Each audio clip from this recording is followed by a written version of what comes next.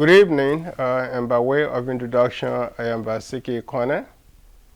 I am a writer, social justice, and cultural activist. I've been writing for close to 20 years now, or even more than 20 years, because I actually started writing in 1992 in Monrovia, Liberia. Most of my writing were for newspapers, such as Monrovia Daily News, the our newspapers, the Inquirer. But then when I traveled to America in 1995, I've been constantly writing on social justice and political issues as well as cultural issues in Liberia, particularly Africa as a whole. I have been not just a writer, I've been a strong activist in the community, leading demonstrations for social justice issues in Washington, D.C. and other places. And I'm an author of 2 books. My first book is Going to War for America, which is a collection of poetry, which deals with my experience in the war as well as in the U.S. military. And my next book is The Land of My Father's Birth, which was launched in 2013. And I've been to a lot of places promoting this book. It has received wide reviews from so many people, both here in the U.S., in Europe, Australia, Liberia as a whole. And, just happy to have this opportunity of interview with a brother here today. It's great meeting you, and I'll be willing to do my very best to answer any questions you have for me today. Thank you so much for coming. I appreciate it. I love music a lot, and I listen to music every day, whether in my car or when I'm watching YouTube video on the internet. That's one area which I consider to be a fun thing for me. I guess besides listening to music, I love reading. I take a lot of pleasure in reading because I know to be a writer, you have to be a reader. You have to read so many books to be able to construct your own story. It's like every human being has a story to tell, but when it comes to narrating the story in the written form, not everybody have the talent or the time and the energy to do it. So for some of us who are determined to be a successful writer, you have to be a constant reader, meaning you have to read books, have to read magazines, have to read newspaper, and have to basically, make your mind like a recorder to be able to seek information everywhere. So I take a lot of pleasure in reading, listening to music, and when I have the time and the resources, I like to attend concerts, So I draw a lot of inspiration from music because music is an art. It's a creativity. When you listen to someone, sometimes the beat or the message in the song will speak to you. That will inform you and sometimes inspire you in your own creative process. Well, I come from a society where I belong to a community that has for so long been marginalized in our country. And when I read books by Liberian writers like Baltimore, the Nigerian writer who was one of the best writers in the world, Chinua Achebe, his book, Things Fall Apart. And I read other African stories. There was a publishing company called African Writers Series. There are so many books about a lot of great people in Africa. I grew up reading those books about Kenneth Kaunda, about the struggle in Kenya and different places. So all this inspired me, and I kind of feel like, okay, I come from Liberia, where, though I come from a community which has been marginalized for so many years, there's a lot of story to tell. So I was convinced that I want to be a writer before the war. But when the war came and drove us into different places, and I saw that the way the war was being portrayed, particularly the way we were being portrayed in the war, I was not satisfied.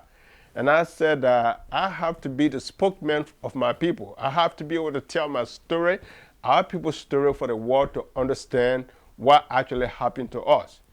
You know, because I remember before when the war started newly, when our people were fleeing from Nimba counties and other places coming to Monrovia, some going to Guinea, Ivory Coast, and Sierra Leone, many Liberians thought it was a joking matter. They used to stand on the street, oh, Mandingo people are leaving, they are fleeing the country. But nobody really cared to know what was actually happening, whether to be sympathetic to the Mandingos or not to be sympathetic, but you have to have some understanding. So I believe that our story was not told sufficiently enough for our fellow Liberians to understand and maybe sympathize with us. So that became the main motivating factor for me to be a writer like I am today. My first books, it took me years. Because, as a poet, inspiration comes little by little. You may be saying, like I'm talking to you right now, I could draw inspiration from here, right? I could leave my house this evening, go to some event, meet some friends, sit down and talk. Then something creative could come to my mind. So my first book is a collection of poems that were written as far back as the 90s. I lived in Abidjan for 2 years during the war, and I returned back to Monrovia. So during the course of that time, I wrote a lot of, stuff. I used to be publishing poems in newspaper in Liberia, the art newspaper to be specific. So it was in 2003 when I decided that most of those poems that are being published in various newspapers and some of the new ones, I put them together to come out with my first book of poetry, which is called Going to War for America. And now, a lot of people are surprised why Going to War for America. And this is the story behind it. If September 11 attack in New York, Washington, and Pennsylvania had not taken place, that book would have different, or let's say, title. All right. But I had an experience when when the September 11 happened, which is called 9/11. It created a kind of sentiments here in America and around the world, particularly in the Muslim world. Most Americans thought that Muslims wanted to destroy America. And on the other hand, people in the Arab world felt a sense of antagonism from America, which makes some believe that America wanted to destroy Islam. Because I was in the classroom one day at Delaware County Community College, and we were discussing the issue of surrounding the whole September 11 episode.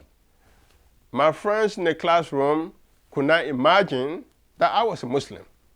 Everybody was talking about how negative, the Muslims are, how they want to destroy America. And I said, no, that's not true. Not all Muslims want to destroy America. I believe there's some Muslims, for political reason, may have something against America, but not every Muslim are the way you are portraying them to be. I say, I'm sitting with you, I'm a Muslim, and as I speak to you, I'm serving in the U.S. military. I take the oath to defend and protect America against all of its enemies, foreign and domestic. So if you say Muslims want to destroy America, that is not correct information, So the poem, Going to War for America, was inspired by that conversation in the classroom and that general atmosphere of that fear and suspicions on both sides, meaning that here in America or in the Western world and in the Islamic world.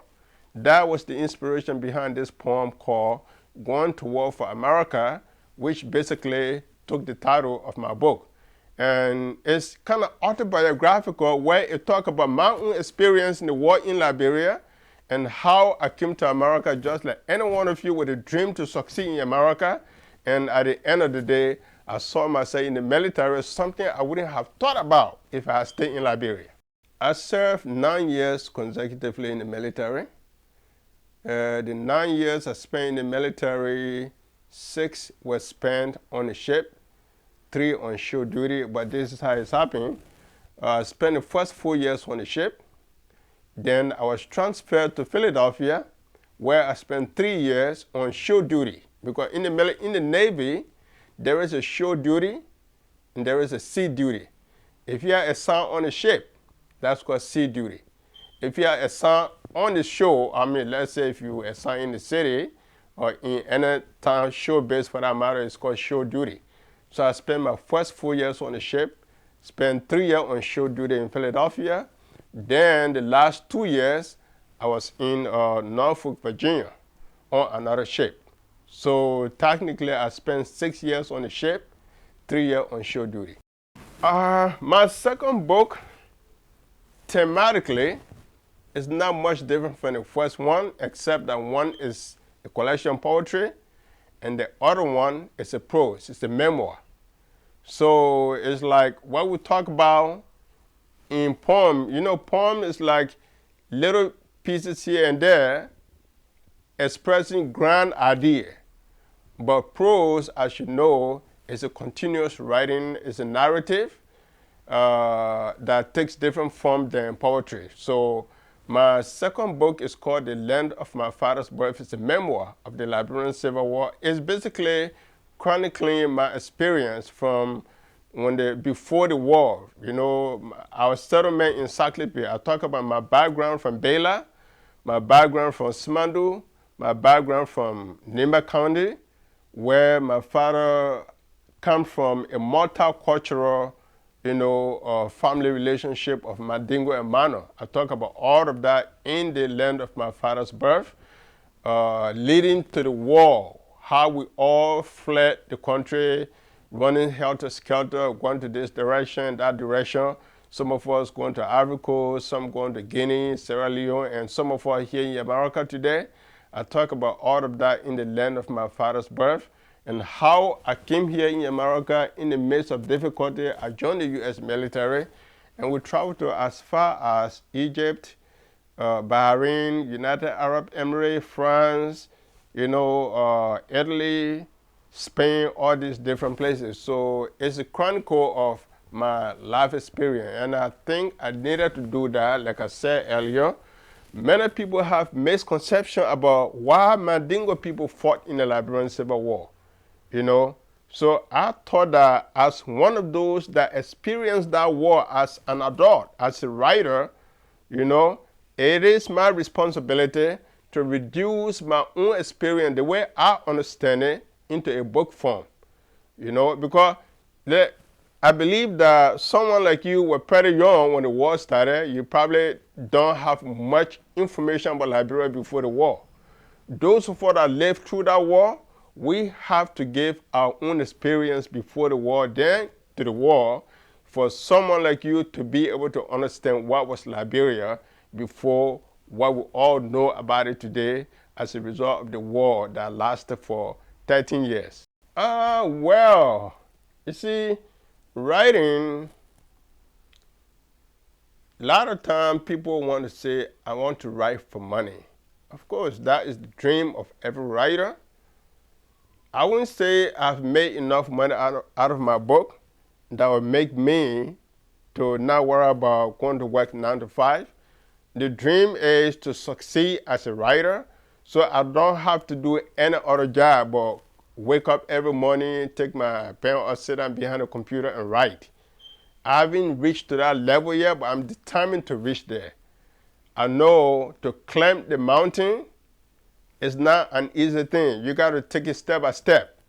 Little by little, you're going to get there. That is my dream, to live comfortably as a writer, so I don't have to do any other work. But at this time, we haven't reached there yet. But I can say that if you write a book, your goal is to sell millions of copies. But we haven't sold million copies, but we sold thousands of copies, maybe 3,000, 5,000 copies. For independent writer, that could be considered a success. And I would not consider the success only in terms of money, but the impact the book has had on the community I come from. Because I believe writers, creative people, whether you are a videographer, whether you're a writer, whether you're a singer, you want to influence the world, but you got to start with your own base. So the question here is, as a writer, how much impact have I had on the community I come from?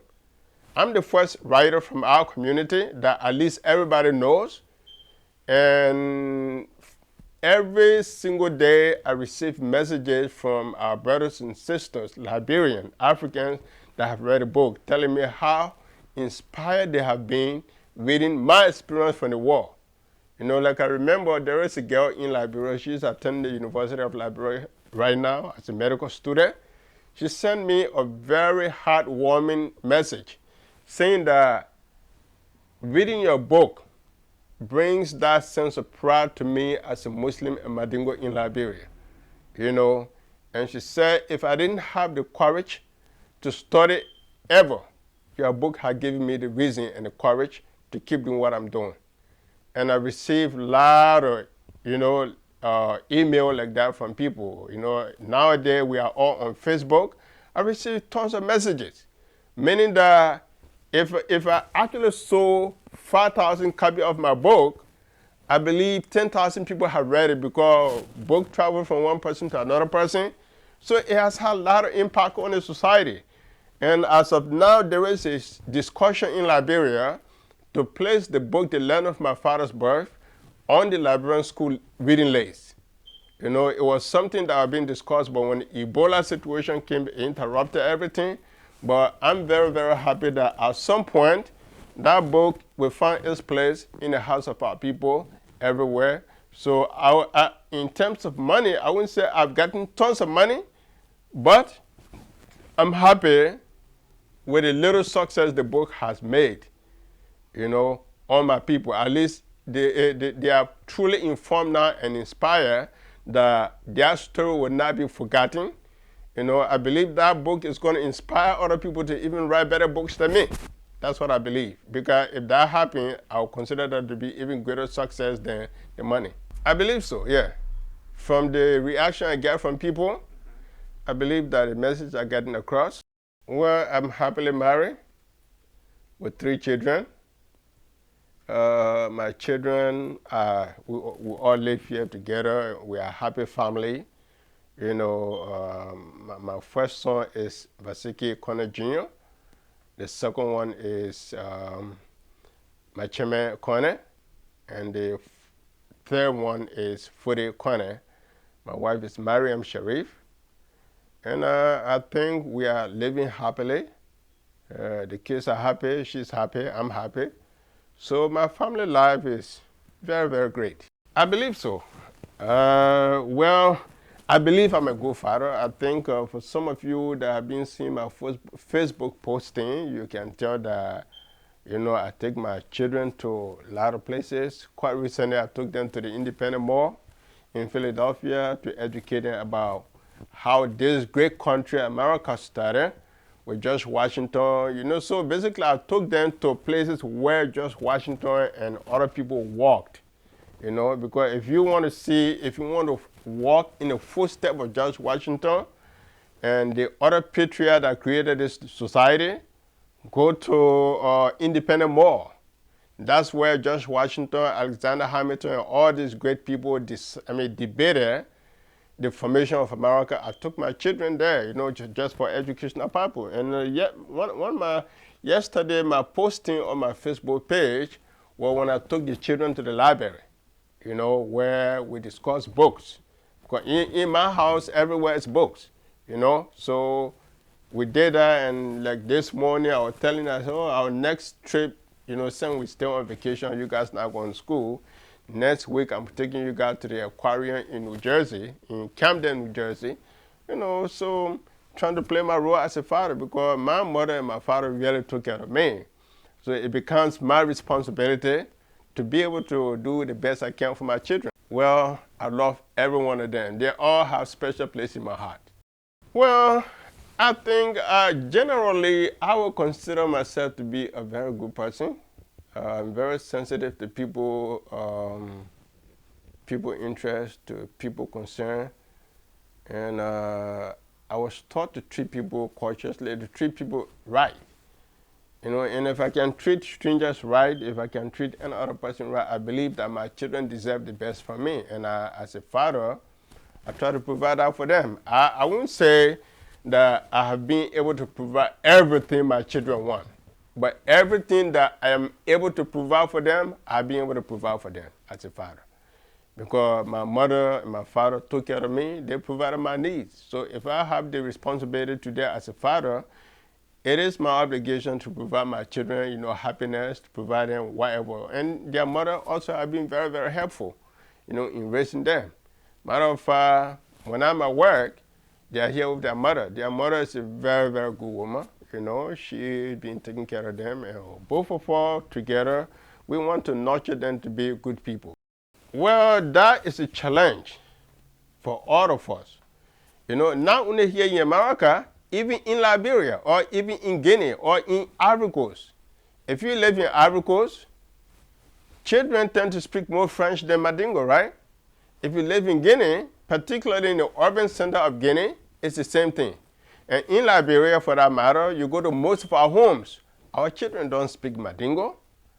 Okay, we were blessed to have been raised in a typical home where no other language was spoken besides Mandingo. So we grew up with the total cultural value of our people. And now it becomes our responsibility to see how we can instill that same discipline, that same appreciation of culture in our children. And one of the areas to start that is the language. And of course, that is a challenge for many of us. I do my very best to speak Mandingo to my children. At this point, I can say they understand Mandingo more than they can speak it. But then it's still my challenge to make them to understand it the way I understand it. And if they can speak it like the way I speak it, I'll be very happy with that. Well, Mandingo is one of the largest ethnic group in West Africa. It's in, I would say, more than from 5 to 10 countries in West Africa, you find Mandingos. Mandingos are in Guinea, in Liberia, in Sierra Leone, in Ivory Coast, in Gambia, in Mali, in Senegal, Burkina Faso, Ghana. So about at least I can count 9 countries right now where Mandingo are full-fledged citizens. I'm not sure if there's any other ethnic group in West Africa that are in so many countries like that, you know. So, but if you look at the West African history, Mandingo play a major role in the West African history. Whether you talk about the Ghana Empire, you talk about the Mali Empire, the Songhai Empire, Mandingos were the rulers, the soldiers, the warriors of all those great empires, whether you talk about Mansa Musa, Sonny Ali, you know. So basically, I can say with all fairness that the only countries where Mandingo are so marginalized among all those different countries is Liberia. And the reason for that is our people did not embrace Western education soon enough.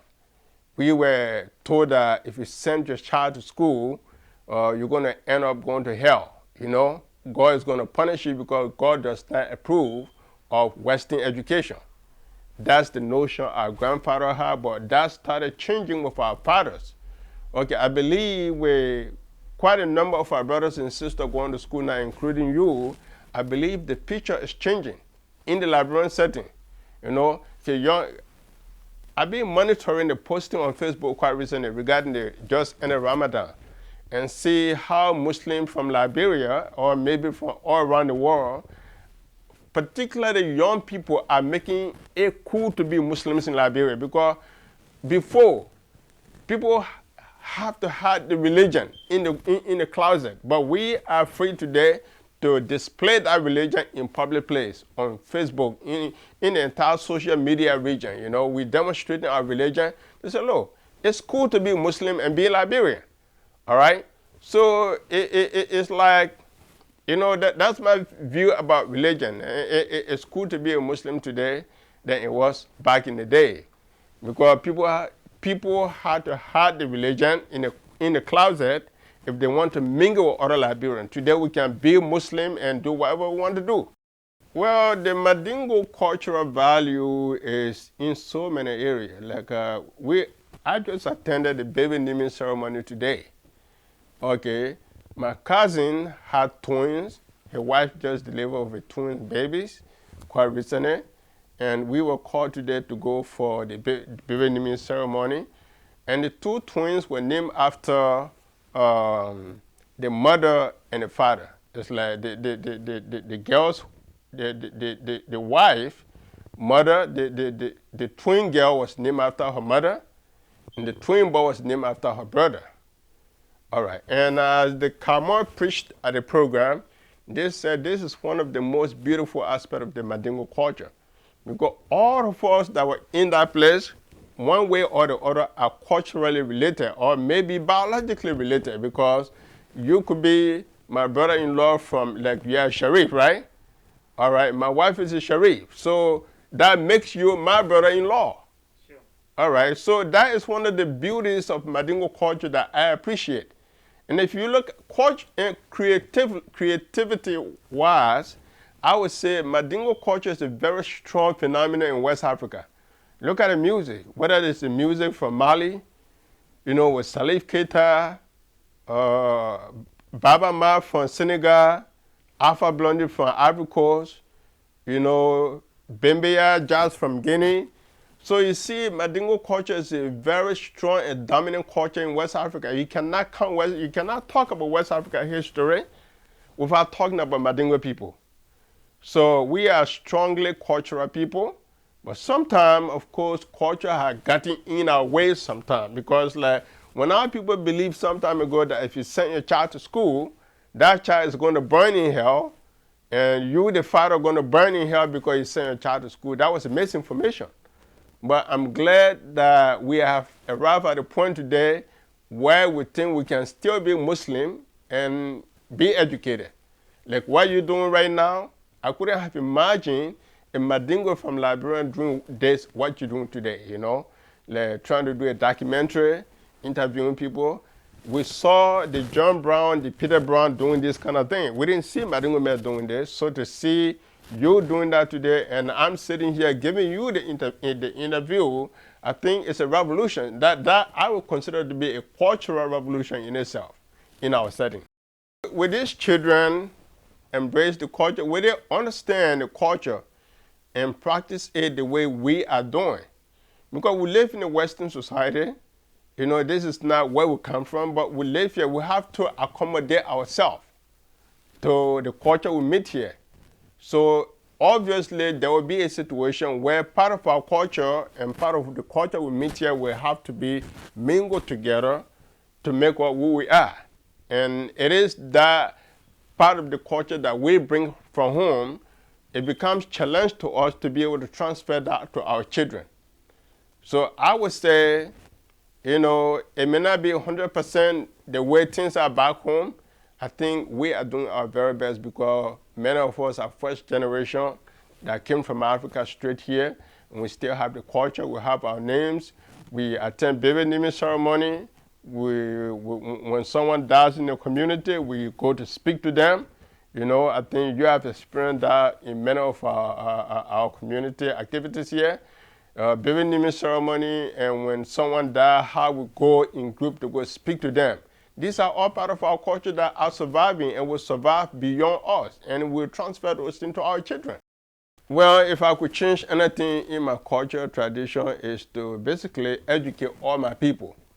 You know, I believe when we are educated, we can be able to make our culture to be more progressive, you know.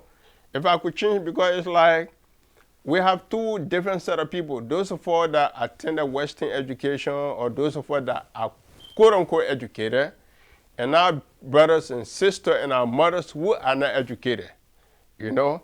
So if I can change anything, it's to basically educate these people to appreciate who they are, and to be able to maintain their culture at the same time, be able to fit in the society they live in.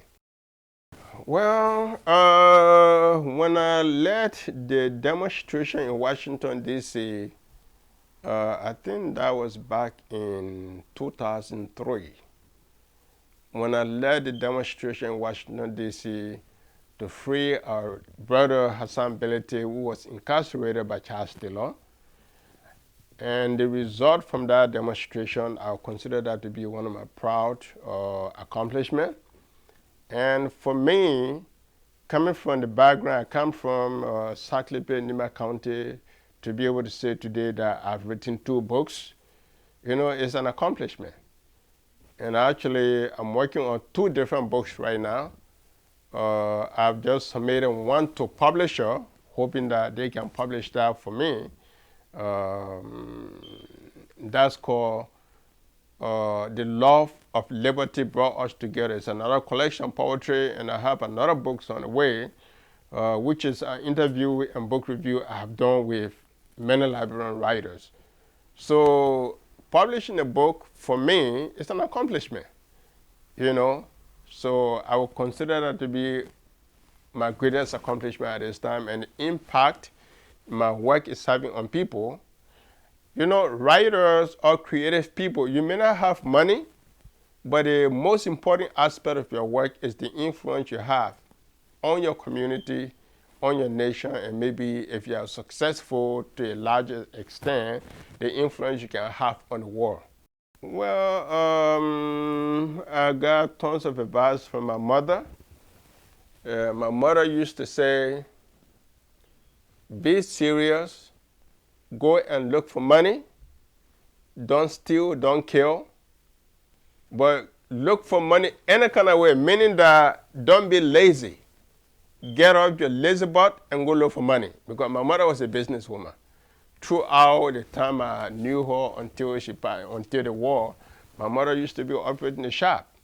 Her shop used to be full with a lot of goods. So she was all about looking for money. But she said, look for money any way you can. Don't steal, don't kill, don't lie. So that's a value that I have kept with me. My father was more like, I'm not going to marry a woman for any of my children. If you want to marry a woman, you can take the responsibility. Come and bring the resources. I'll do the work for you. Yeah, but some Mandingo people still do that. But I guess my father was a revolutionary person in the Mandingo setting, because he was one of those that resisted this cultural temptation of not sending your children to school. He believed that the only way we're going to gain our rightful status in the Liberian society, we got to go to school. We got to send these children to school. He said for those of us now in our older age, it's not time for us to learn, but our children got to be educated. I remember my mother had sent me to Guinea, to Bela. She wanted me to be a Kalamon, But my father at some point said that, Nvaseke, I want you to come back to Liberia and go to school, So my father was very instrumental as far as schooling is concerned, and I'm always giving him his flower, though he's no longer around, to claim it. But my father is very, very important, both my father and my mother. And besides that, I'm a voracious reader. Some of the great African leaders whose experience have inspired mine is like Malcolm X, Elijah Malik Shabazz. I'm a strong follower of Malcolm X. People like Secretary Kwame Nkrumah. These are revolutionaries that I've read about. Aimé Césaire, who was a great writer from Martinique, the Caribbean. Then you talk about James Baldwin, Langston Hughes. I read so many books from these great writers that have also inspired my own career as a writer. Well, I think those who are preaching or calling for Liberia to be declared a Christian state are misguided, have been delusional, and don't give a damn about other people. In the world we live in today, if you live in it's a world of diversity, Like my uncle Sheikh Nvaseke Konneh just passed away. The first time for any Muslim to have that kind of national funeral where the president and the entire political class in the country were there, both the opposition and the ruling class. It shows that my uncle's work as an advocate for cultural and religious diversity in Liberia is taking hold among Liberian people. So those that are calling for declaring Liberia as a Christian state don't have good intention for Liberia. They are thinking about how they can marginalize other people. And that is the source of conflict in many places. Because if you begin to marginalize other group and put yourself above them, then you are creating a situation that leads to war. So I have been a strong proponent of Liberia as a nation of cultural and religious diversity, and I believe if we maintain that, there will be peace and stability in Liberia. Well, I think that the fact that we live in the age of social media has been very, very helpful in educating folks, because Liberians of all kinds, all ethnicity, all religions, are communicating far more with each other today than they ever did before. Like if I have a lot of friends on social media. Whenever I post any comments regarding any issue, the response I get from both Mandingo and non-Mandingo, Muslim and non-Muslim, is very overwhelming. So it's like, when people live in a society and they don't talk to each other, they don't communicate with each other, then there's a lot of misconception about each other. That's what's happening in Liberia for the most part. But like I said, living in this time of social media, the internet, where we are able to communicate our feeling on a daily basis, I think in the long run it's going to help to make Liberian to appreciate our cultural diversity much more than they care to admit. Well, what people may not know about me is how humble I am despite everything. I remember some years back in Liberia, I used to write under the pen name Professor NNK. And my articles appeared in the newspaper. When people read it, they thought that I was a professor at the University of Liberia. And at that point, I had not even gotten my associate degree. So I remember one day a friend of mine, who is a deputy minister in Liberia now, he came and saw me and another fellow on the street, I think Broad Street or Kerry Street in Monrovia. So he said, he said to my friend, there's a fellow called Professor NNK. I really, really, really want to see him. I'm standing right in front of him.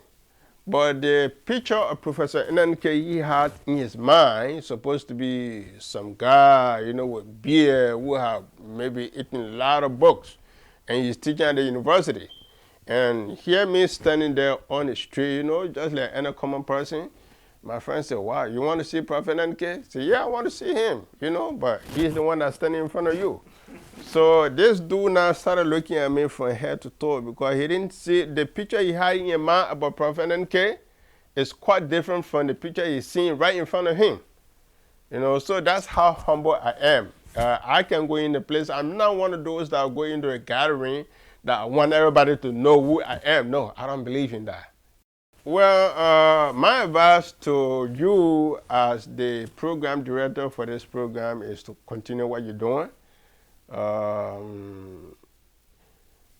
Look at the goal that you have. A lot of time, if money is your only goal in life, you may not achieve the success you want.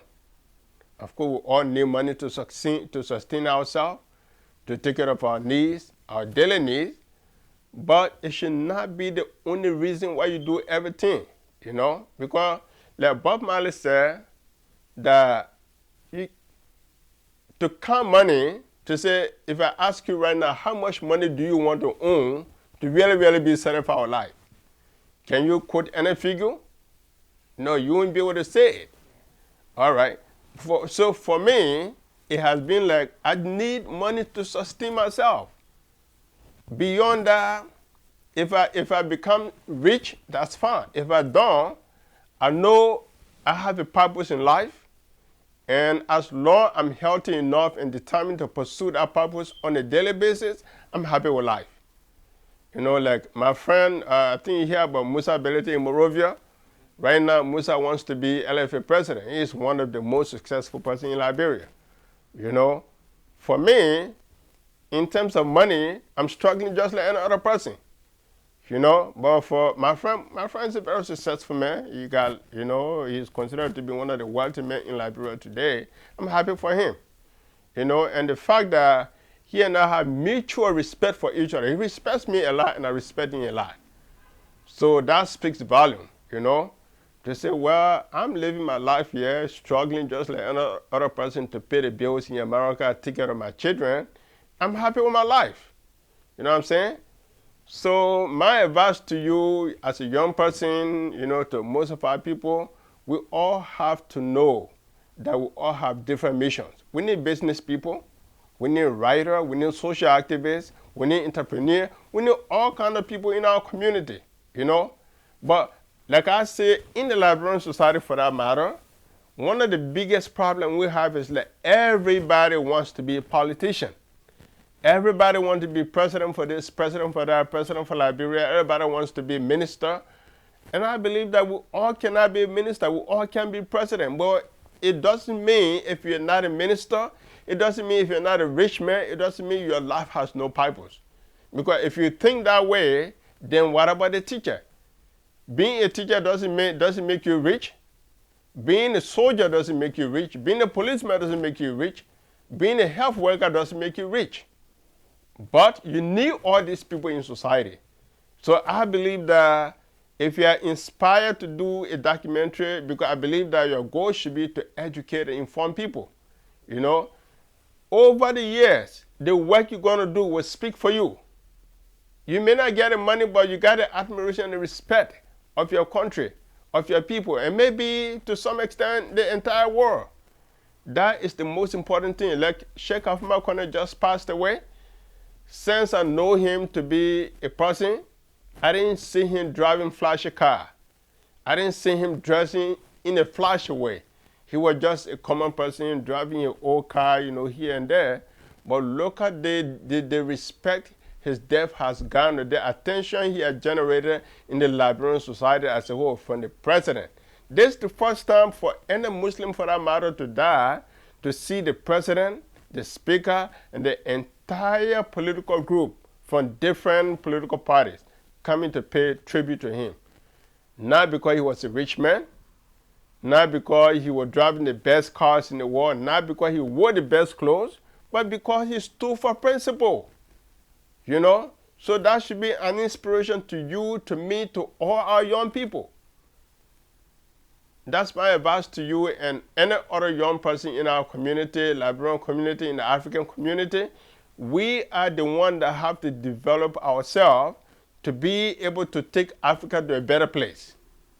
So that's my advice to our people. You know, I think in terms of Pan-Africanism, I don't see much difference between myself as an African and any African from Ivory Coast, from Guinea, from Sierra Leone, from Mali, from any other parts of Africa. I see myself as an embodiment of all African people. And I'm always reminded of the song of Peter Tosh, which said, doesn't matter where you come from, as long as you're a black man, you come from Africa. You know, you're an African. Because I'm like, Africans people, whether you come from South Africa, Liberia, anywhere in Africa for that matter, or even if you live in the diaspora, in the Caribbean, in the USA or Europe, no African will be respected if Africa is not liberated. Africa has to be liberated economically, politically, for black people everywhere in the world to get the respect they deserve as a people.